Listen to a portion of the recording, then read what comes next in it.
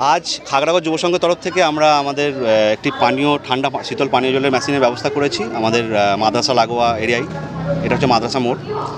বিগত বহুদিন থেকে আমরা এলাকাবাসীর একটা দাবি ছিল, আমাদের কাছে ক্লাবের একটা দাবি ছিল যে তোমরা সমস্ত রকম সমাজসেবামূলক কাজ করছো, পাড়ায় লাইট লাগিয়েছো, রাস্তার জন্য ব্যবস্থা করেছো, তো সেখানে একটা ঠান্ডা পানীয় জল। এখন আমরা জানেন গ্রীষ্মের দাওয়াত হয়, আমাদের এবারে রোজাটা ছিল গ্রীষ্মের টাইমে, এবং গ্রীষ্মের দাওয়াত হয় সবথেকে বড় সাফার ছিল ঠান্ডা পানির জন্য প্রত্যেকটা ব্যক্তি ঘুরে বেড়াতো। তো প্রত্যেকটা মানুষই এসে, প্রত্যেকটা মুসল্লিগণ এসে যখন রোজা খুলতো সেটাই বলতো যে তোমরা সমস্ত রকম করছো, তো একটা ঠান্ডা পানীয় মেশিনের ব্যবস্থা করলে খুব ভালো হয়। তো আমরা বিভিন্ন জায়গাতে ছোটাছুটি করেছিলাম, বিভিন্ন জায়গাতে আবেদনও করেছিলাম। তো আমাদের সেই আবেদনে আমাদের সঙ্গে সঙ্গে হাত মিলিয়ে আমাদের সাড়া দিয়েছেন আমাদের এসজেন ইনফ্রাকম এসজেন কনসোর্টিয়াম ইনফ্রা প্রাইভেট লিমিটেড। তো ওনাদের কর্ণধারকে আমরা ধন্যবাদ জানাই, তারা আমাদের এই আবেদনে সাড়া দিয়েছেন এবং আমাদের সঙ্গে সহযোগিতা করে একটি ঠান্ডা পানীয় জলের কলের মেশিনের ব্যবস্থা করে দিয়েছিলেন।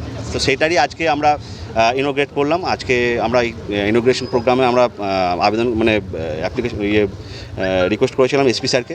তো এসপি স্যারের আসার কথা ছিল, কিন্তু কোনো কারণবশত তিনি হয়তো কাজে ব্যস্ত আছেন, তো তার জন্যে আমাদের ডিএসপি হেডকোয়ার্টার সাহেবকে পাঠিয়েছিলেন। আমাদের ডিএসপি হেডকোয়ার্টার সাহেব শ্রী অতনু ঘোষাল সাহেব এসেছিলেন, তার হাত দিয়ে এই আজকে ঠান্ডা পানীয় মেশিনের এই মেশিনটি আজকে ইনোগ্রেট হলো, উদ্বোধন হলো। এবং আশা করি যে আগামী দিনে আমাদের মাদ্রাসা, আমরা এখন মাদ্রাসার মধ্যেই দাঁড়িয়ে আছি, মাদ্রাসার ছাত্রছাত্রী থেকে শুরু করে মাদ্রাসার প্রত্যেকটা মুসল্লিগণ থেকে, কারণ মসজিদও আছে, মাদ্রাসার মুসল্লিগণ থেকে শুরু করে প্রত্যেকটা সাধারণ মানুষ যারা এই গ্রীষ্মের দাওয়াতে বিভিন্ন জায়গায় ছুটে বেড়াচ্ছে, তো তাদের জন্য এই ঠান্ডা পানীয় নিশ্চয়ই তাদের তৃষ্ণা মেটাবে। আমাদের জানা আছে 2014 সালে যে বোমা বিস্ফোরণ ঘটেছিল খাগড়াগড়ে, সেই খাগড়াগড় বোমা বিস্ফোরণের কোনো একটা ব্যাকফুটে পড়ে গেছিল। ব্যাকফুটে পড়ার থেকে আবার নতুন করে নবজাগরণ বলা যেতে পারে। একদম, গোটা বিশ্ব সেটা জেনেছে। একদম। সেই জায়গায় খাগড়াগড়কে কীভাবে এগিয়ে নিয়ে যাবে? অ্যাজ আ যুব যুব সমাজ হিসেবে আমাদের দায়িত্ব, এবং প্রথমতই আপনাকে বলে রাখি, একটা ভ্রান্ত ধারণা এবং একটা ভুল কনসেপ্ট ক্রিয়েট হয়েছিল যে এটা খাগড়াগড়ের বোমটা ব্লাস্ট হয়েছিল, কিন্তু খাগড়াগড়ে এই ব্যক্তিগুলো কোনোটাই খাগড়াগড়ে ছিল না, কোনো বহিরাগত ব্যক্তি এখানে ভাড়া নিয়েছিলেন, তারা এসে এই কুকর্মটি করেছিলেন, যার জন্যে তাদের কোনো ইম্প্যাক্ট পড়েনি। তারা জাস্ট ইন্ডিভিজুয়াল ব্যক্তি হিসাবে তারা নিজের মতো করে যা হওয়ার হয়েছে, কিন্তু নামটা খারাপ হয়েছে, গোটা ওয়ার্ল্ড বিশেষে নামটা খারাপ হয়েছে খাগড়াগড়ের। তো সেটারই পুনরুদ্ধার করার জন্য আমরা যুব সমাজ উঠে পেরে লেগেছি। বিভিন্ন সময় বিভিন্ন রকম সমাজসেবামূলক যে সমস্ত কাজগুলো করলে মানুষের কাছে ইম্প্যাক্টটা পড়ে না, খাগড়াগড় আজকে ঘুরে দাঁড়িয়েছে, সেই কাজগুলো করার চেষ্টা আমরা করছি, মানুষের পাশে মানুষের সঙ্গে থাকার চেষ্টা করছি।